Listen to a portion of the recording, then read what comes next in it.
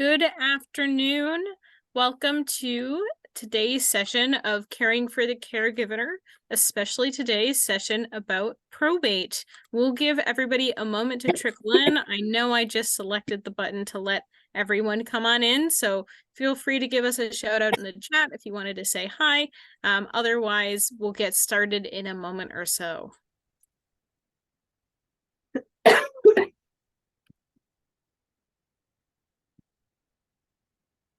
Okay, hi to those new folks. My name is Jessica Keegan. I'm going to introduce you to our monthly webinar series session for this month on probate in just a moment. I'll give everybody just one more minute and then we'll dive in and folks can listen to me give an intro while they're trickling in. I know it's a lunchtime session, so grab your lunch, sit down, and we will get started in a moment.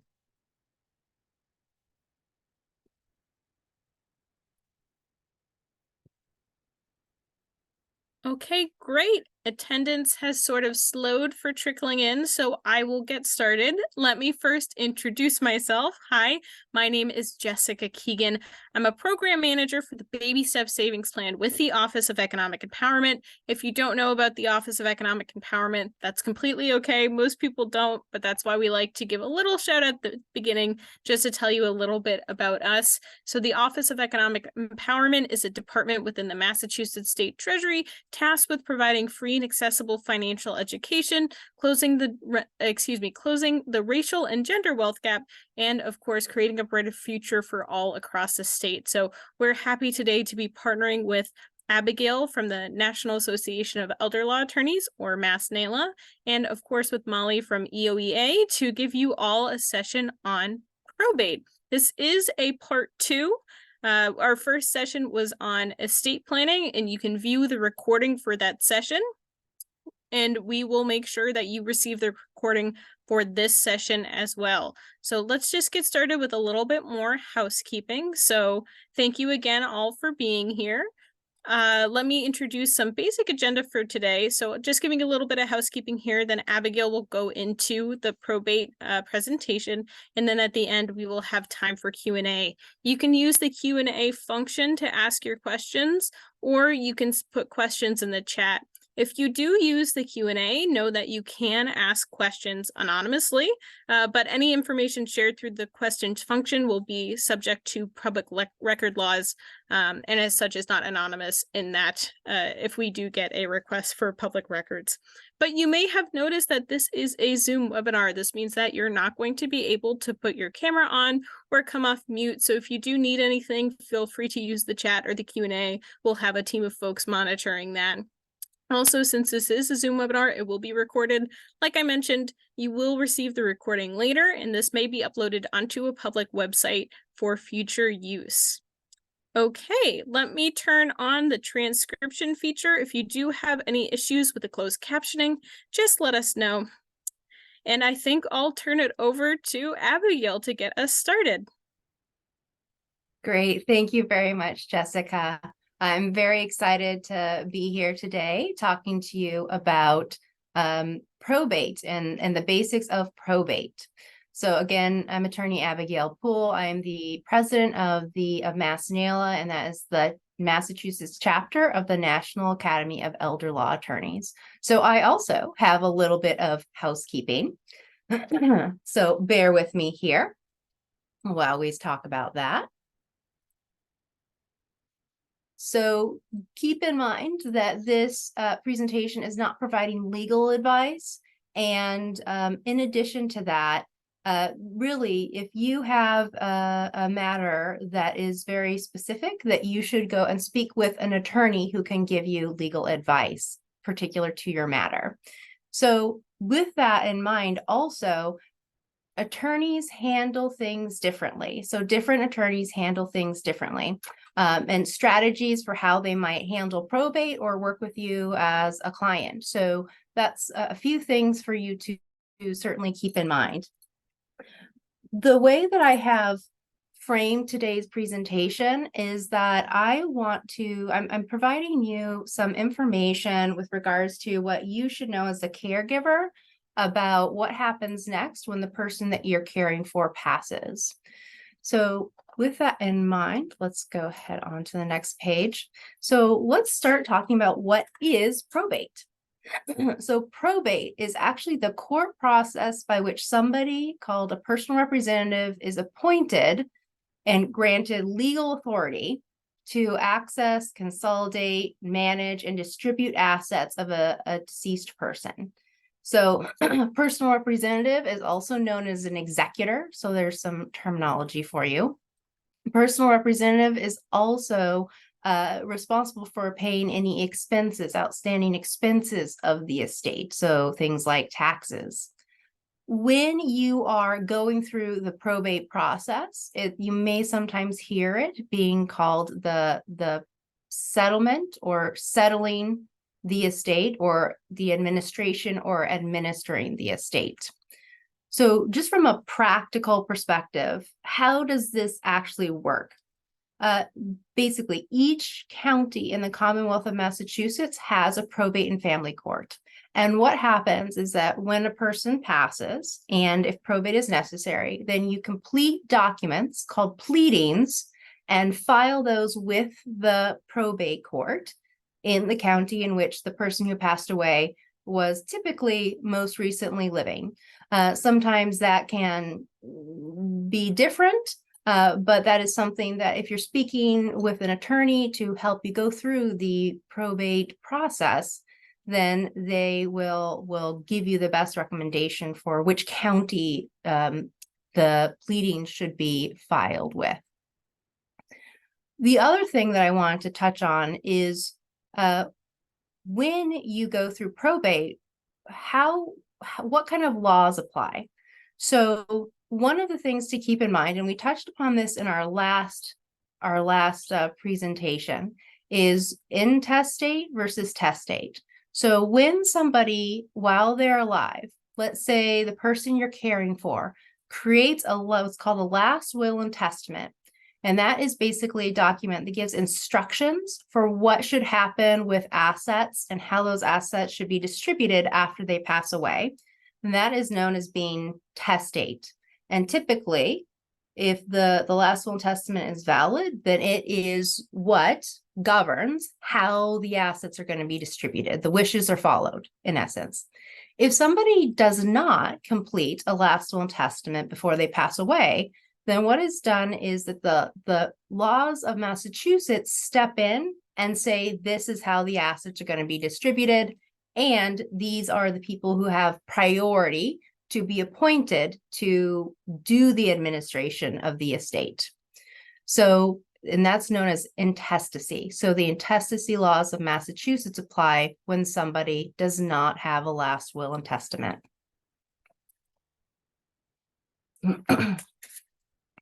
So the other really important thing to know about probate is when you need to do it.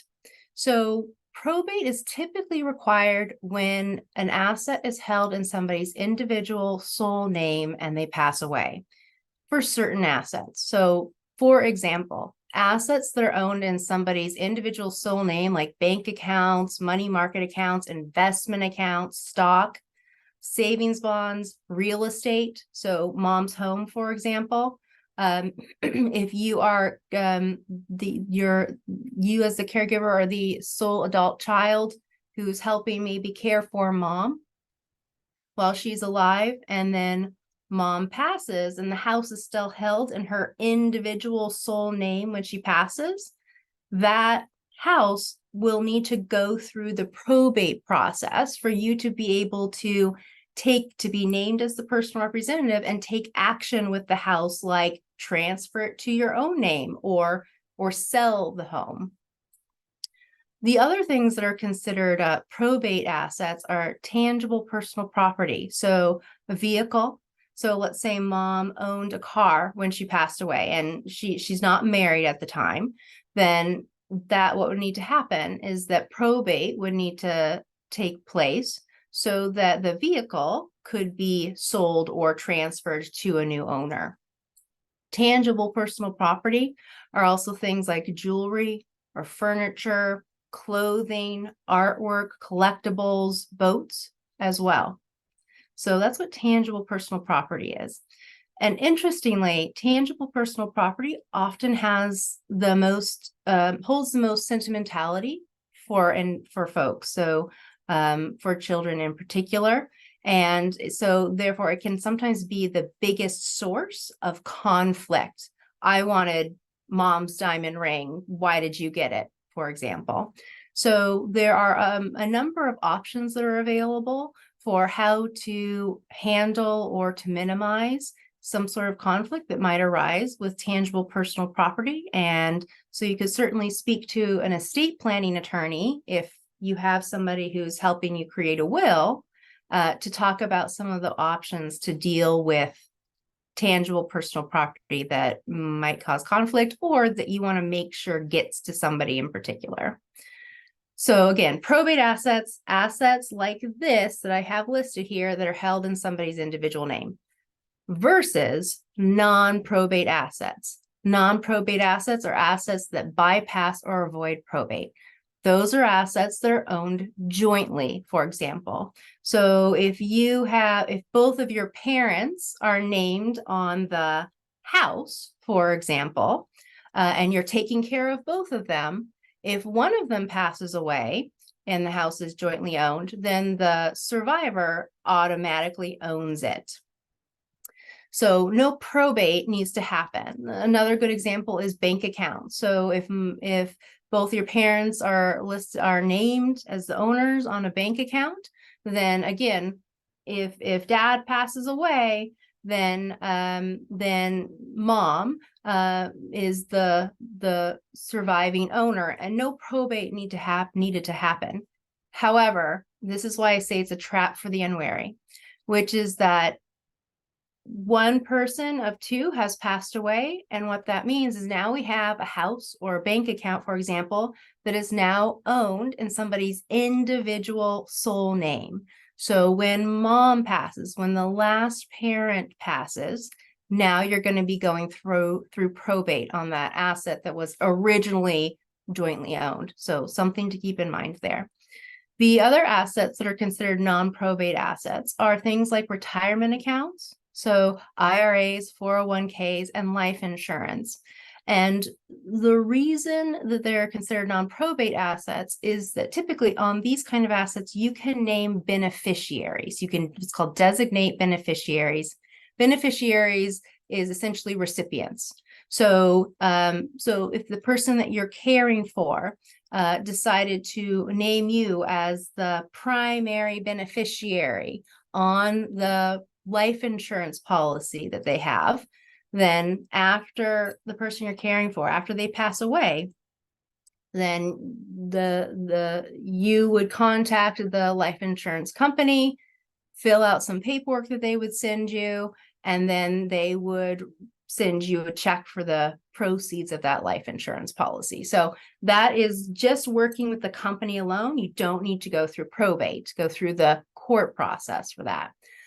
One of the things to keep in mind, though, is that if the person that is named as the beneficiary on retirement accounts or life insurance has also passed away, and there's not a backup beneficiary named, then what happens is that those assets that normally avoid probate revert to or have to go through probate. So that is something to keep in mind. Designating beneficiaries and being thoughtful about naming at least a primary and a contingent or backup beneficiary so that probate is being avoided if that's one of your goals with regards to those assets. The third asset in general that avoids probate is an asset that's held in trust. So let's say mom transferred her home into the name of a revocable trust, and she passes away. Because that home is held in a trust, it's not in mom's individual name anymore when she passed. It does not need to go through probate. Again, with the exception that if there's some sort of litigation that may be necessary, that may pull it back into the probate court to resolve that litigation. So there are three common types of probate in Massachusetts. One of the things to keep in mind is that this applies, these three types typically apply if it's within 3 years of a person's date of death. If somebody has died much longer than that, let's say it's been 5 years since they passed away, there's another type of probate that's typically necessary. On top of that, there are some other more specialized forms or types of probate, depending on the unique situation. And the other thing to keep in mind is probate is always unique. Every single probate is different, and is different because of the family dynamics involved and the assets involved, and in addition to also the timing, the date of death of the person who passed away. So these are all things that are kept in mind and typically would be discussed with an attorney who, if you decide to engage somebody's services to assist you with going through the probate settlement process or the estate settlement process. So the three types are voluntary, informal, and formal. So voluntary administration is the simplest, cheapest, fastest type of probate that you can do in Massachusetts. It typically applies when there is an estate that has a vehicle and any other assets that have to go through probate, i.e. that are owned individually by the person who passed away, that are a total of $25,000 or less. So for example, just sticking with that example I've been using throughout, if mom passes away, if you are again caregiver for mom, mom passes away and she has stock that is a value of $10,000, and she's also got a car, then you could use a voluntary probate to take care of transferring or selling the car, and then also gaining access to that $10,000 valued stock and selling it or transferring it.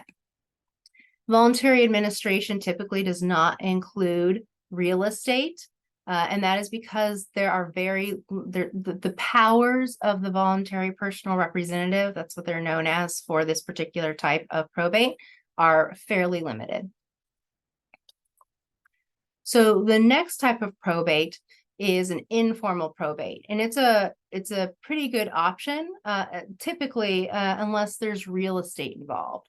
So it would include any assets that are above $25,000. So let's say instead of mom having stock of $10,000 in value, she ended up having stock worth $30,000, so $5,000 off. Then what would be necessary is to do an informal probate. So let's say she also had some investment accounts and bank accounts as well, and all that ended up instead totaling $300,000. Again, voluntary probate may be a good option, especially if you, as the caregiver, maybe you have a sibling and you have a really great relationship with your adult sibling, and they are competent and responsive, and things you can work things out between the two of you. So again, family dynamics are in play there. Value of assets are in play there. What type of assets there are in the estate are in play. So in all those kind of situations, an informal, this example, an informal probate would probably be a good option to explore. It is faster than formal probate, which is the third type I'll talk about. It's a little bit more expensive than voluntary, but the personal representative has expansive powers. They're not limited. So the third type is formal probate. So again, this is for assets total greater than $25,000. If there's real estate involved. So again, mom owns her house, it's held in her individual name. She's got maybe that $300,000 in investment accounts, bank accounts, stock out there, and she's got the house. And let's say maybe you're estranged from your sibling, or mom is estranged from your sibling, for example, and sibling has been completely cut out of mom's will. If there is any sort of likelihood that there might be conflict there, or sibling might contest the wishes that mom has put down in last will and testament, in her last will and testament, then now we've got a situation where, again, formal is probably going to be the best option, because there's real estate, because there might be some sort of conflict there. Or if, let's say, there is a sibling, an adult sibling, who is incapacitated. I've certainly had those kind of situations before as well, where they need to have a representative to represent their best interests with regards to the probate, then opt like a guardian or conservator. Then that's when a formal probate may be necessary. Again, the personal representative has significant powers and authority. It does take a little bit longer to do a formal probate than the other two options, and it's a little bit more expensive cost-wise when you're filing documents with the court.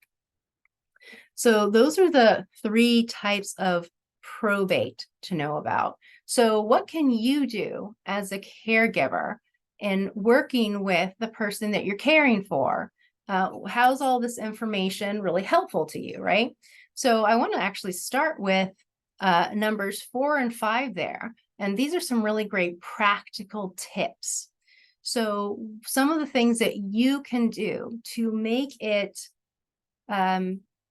sure that the person that you're caring for, that their wishes are followed when they pass away, the first thing to do is to write things down, right? So make sure things like beneficiaries are designated on those retirement accounts and life insurance policies. Make sure that there's some sort of list of assets available, bank accounts, things along those lines, tangible personal property. If the person you're caring for, it's really important that, again, that diamond ring goes to Susie, then we want to make sure those kind of things are written down. Again, it's very helpful to have an estate planning attorney assist you with doing some of this paperwork. The other thing to keep in mind is organization and storage. So making sure that the person that you're caring for, that information is regularly updated and organized, and that it is stored in a safe but accessible location that the people that you trust know where it is.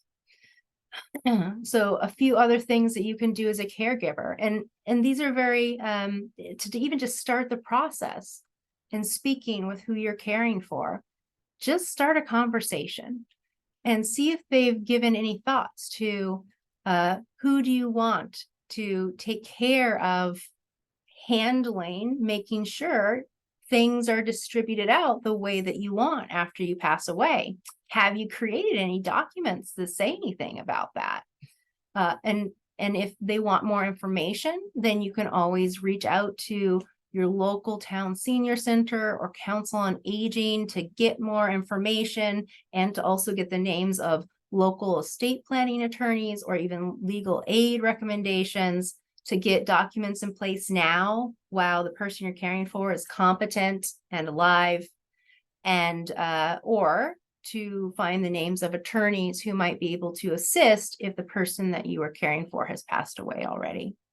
The other thing, the last thing I've already touched upon a little bit, is to arrange a consultation. So do what you can to, if the person you're caring for is interested in speaking with an estate planning attorney, or even or estate planning attorney to create a last will and testament, then that might be a really good idea to assist them in the ways that they need to start that process. And then, of course, also you can consult with a probate attorney if the person you're caring for has already passed away. So those are some of the suggestions that I have for those who are caregivers and how they can work with the person they're caring for, if they're alive and competent, to prepare and make sure that what the person that you're caring for, that what happens when they pass away is what they want. So that was really all I wanted to mention. Oh, actually, one more thing. You know what? This just doesn't apply only to the person you're caring for. This also applies to you, caregivers. So if you have not thought about some of these things for yourself, now hopefully you have a little bit more of an understanding of what the process would be, that probate doesn't just happen automatically. You don't just get the assets automatically. This is an opportunity for you to also think about these things and look at taking steps for yourself in the event that you pass away, so that everything is taken care of for family as well. So that was actually the last thing I wanted to mention. And so I am happy to answer a few questions here, and I'm going to stop sharing the screen. Hi, Abby. Great. Thank you. Hi. Okay, that was really great. And we're getting lots of really thoughtful questions in the chat and the Q&A. So I think we can dive right in. Sure. Can there be more than one approved personal representative? Yes.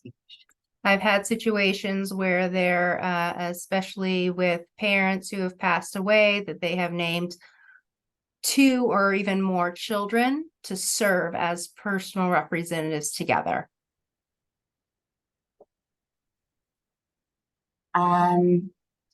Someone wrote in the chat, I'm told that having named beneficiaries avoids probate. Is that true for all accounts? I know you did touch on this, but yeah. So yes and no. So it certainly does for, again, retirement accounts and life insurance, for example, as long as the beneficiaries you named are still alive. If they've passed away and nobody is named as a backup, then again, it reverts back to probate. On top of that, you can name what are called transfer on death, TOD, payable on death, POD beneficiaries on bank accounts. So I've certainly had clients who have named sole surviving child, who's also caregiver, as the POD, TOD beneficiary on their bank account. It's another trap for the unwary, though, which is that what if caregiver child, what if you pass away before parent, right? So now all of a sudden, there's nobody alive to get that money. It's now held in your individual name. You pass away, it's going to have to go through probate. So something to think about there. great point. This was a question about Mass Health recipients. So for Mass Health recipients over the age of 55, this person wrote that they heard there is estate recovery for assets over $25,000. Can estate recovery be avoided by putting assets in a trust? Is there any other guidance you can provide that would be beneficial to know when establishing legal documents? Yeah, that's a great question. So that is one thing I didn't get a chance to touch on. It's like you were in there like a ringer. So Mass Health can recover from assets that have to go through probate. So if you have received Medicaid benefits to help pay for healthcare expenses, especially long-term healthcare expenses in a nursing home, for example, then they can file a claim against a probate of the person who received those benefits to be reimbursed from their estate. So there are some strategies out there that can be employed to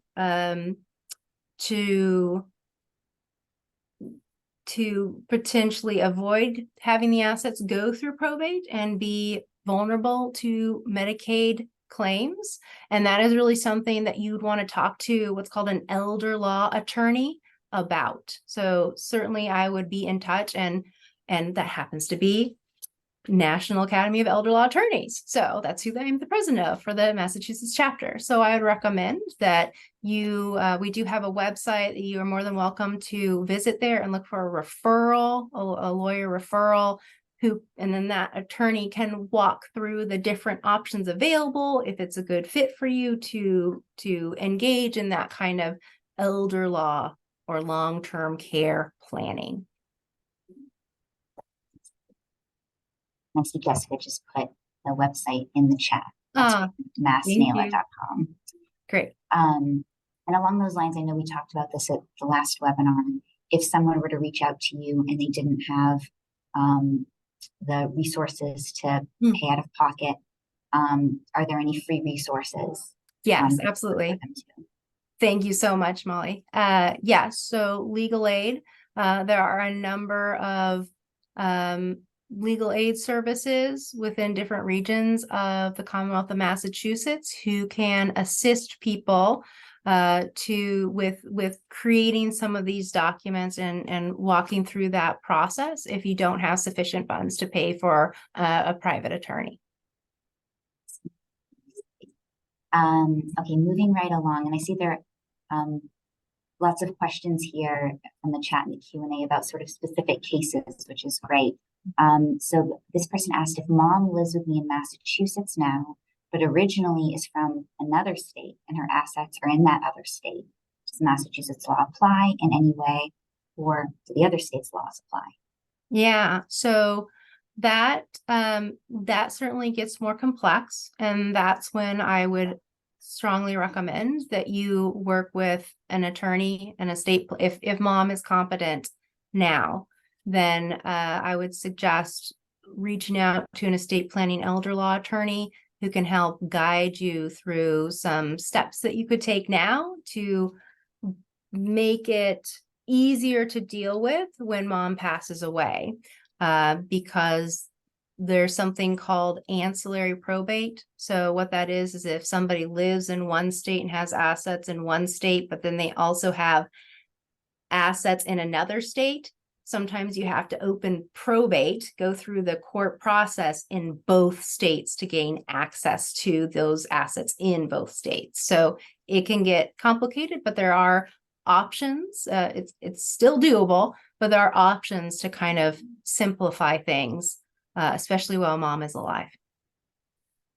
Sounds like that's a good rule of thumb with a lot of these things, is do them, address them earlier while the person is alive and able to sort of participate in some of those decisions. That's exactly it, Molly. Thank you. Yeah.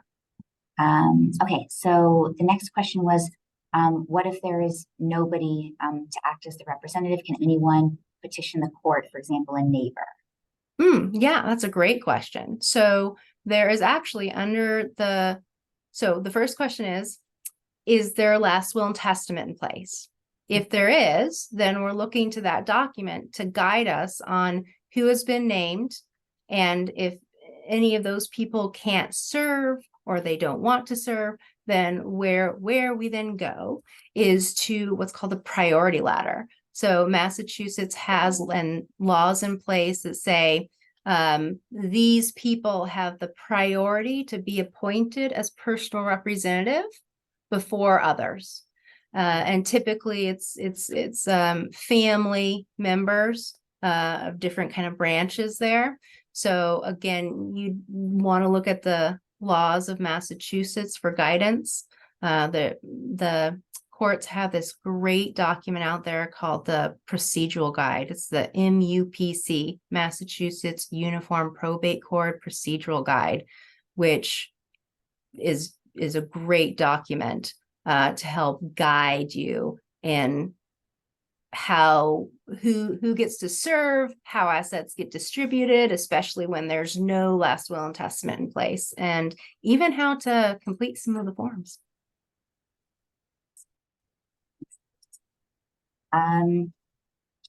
This might be the same response that you just gave, but just in case, I want to ask, because this is a good question. Can anyone in the family contest a will or apply for personal representative, for example, children first, nephews?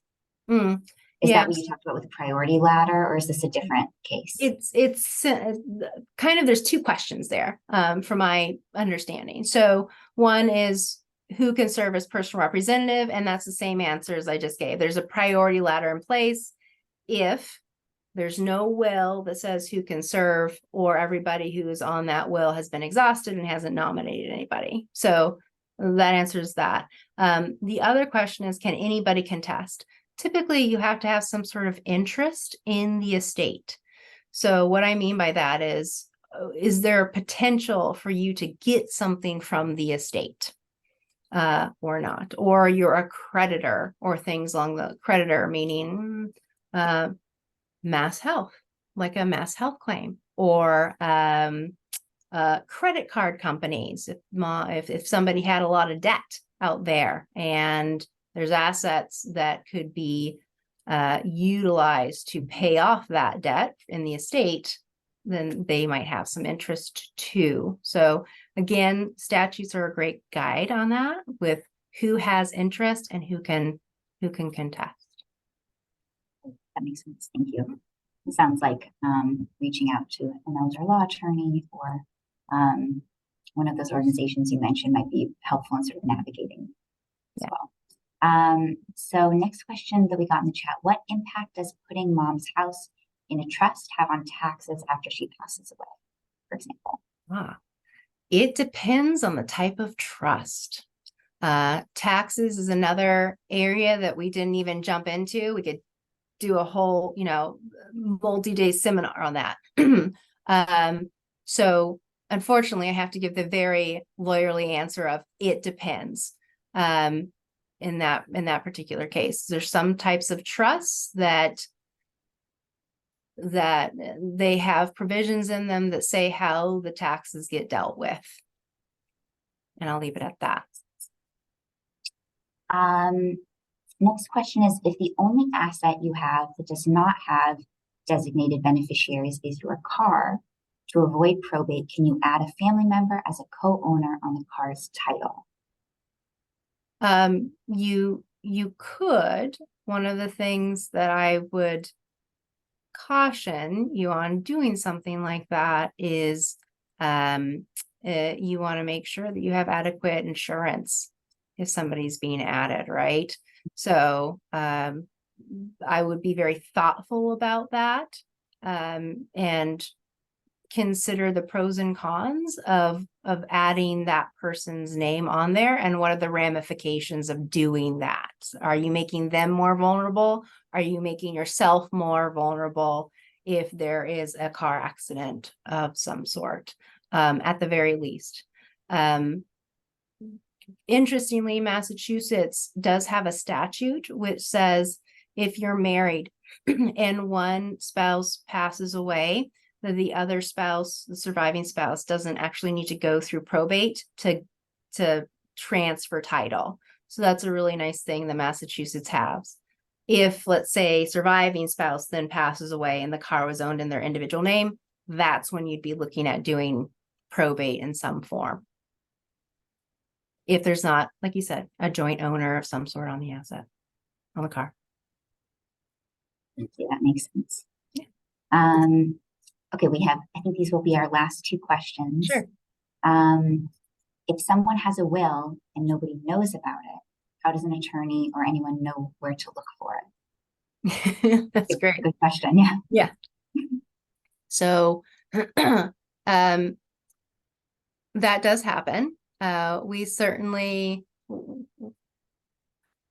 see what's a good way. So one of the things I do as an attorney is that I'm always suggesting to my clients that at the very least, tell a family member that if something happens to you, to contact your attorney so that they know that there's a starting place there. I've certainly had people who also will put their documents in a safe place and tell, again, that trusted individual, this is where my documents are if something happens to me, like a will. I've also had clients where the families will share all the documents and they'll even have a family meeting to discuss things. So these are some of the strategies that people use to make sure that others know that there is a will out there. Now, with that being said, we certainly have run across situations where there are wills and they can't be found, or nobody knows about them. And so kind of the first step that we do sometimes as attorneys is that we will try to track down or get a sense of what has happened in the past with the client, and if they have actually done any of this paperwork, and who did they work with, and kind of start there. And if no document can be found, then sometimes it's presumed that they just didn't have a will, and now we're looking at going through the intestacy laws to determine things. So the bottom line is, if somebody has prepared a document, if your parents have prepared a document, or the person you're caring for has prepared a document, it's a good idea to make sure a couple people know that they have prepared that document and where to go to find a copy, or who to contact to learn more about the document. That's great. It's good advice, I think, for cases like this. Also, or sort of family communication, never a bad thing. Absences for end of life. And this. So last question that came into the chat. If only the deceased person's name is listed on credit cards, is that debt written off as a loss to the creditor? Oh, see, this is another thing. So I didn't get a chance to talk about this either. So not necessarily. It's very dependent on things. So under Massachusetts law, so if it's in a person's individual name, it is their debt. However, if there are assets that go through probate, or if a probate has to be opened, creditors like a credit card company have the ability for a year after the person passes to file a claim to be paid or reimbursed for that debt. With regards to the outstanding debt, not only does the credit card company need to file the claim, there's some other steps that they have to take in order to actually be paid off. So it's a bit more complicated. I'm glad you asked that question. And when I was talking to Jessica and Molly about this presentation today, I mentioned that we could do an all-day, several days webinar on this topic. So that was yet another kind of little special thing to know about probate and creditor claims. Yeah. Abby, sort of jumping off of that point, we want to make sure that future webinars address the topics that are of interest to you. So if you want to have Abby back, if there's a specific topic that you want to learn about for you as a caregiver, or a caregiver that's in your life, please let us know. I'm putting the email address for the webinar series in the chat, masscaregiver@mass.gov. And also Jessica has very kindly created a survey that if you're joining us live today, when you exit the Zoom, it should pop right up. Just a few short questions asking if there's specific topics, how today's webinar went. If you have other questions, please use that, because we want to make the series the most useful, beneficial for you, informative. But I want to thank Abby and Jessica for the last two webinars. It's been really fantastic, really informative. We've gotten great feedback. So thank you everyone for taking the time. Thank you. Jessica, if you have any last words before. I was just going to say that, yes, once you hit exit, you'll get that survey. Molly, you took that right out of my mouth. I know you've got some great webinars coming up, but if you do ever in the future want to learn some more, you can check out the Office of Economic Empowerment's page for more interesting sessions. Like next month, we're meeting with the SEC to discuss cryptocurrencies, so folks can actually get some real information about that. But thank you two so much. This is such a great session. And folks, if you do have more questions, there's a point on the survey where you can send your questions in as well. Thank you all. Today. Have a great rest of your day, everybody. Thanks, everyone. Bye-bye. Bye, all.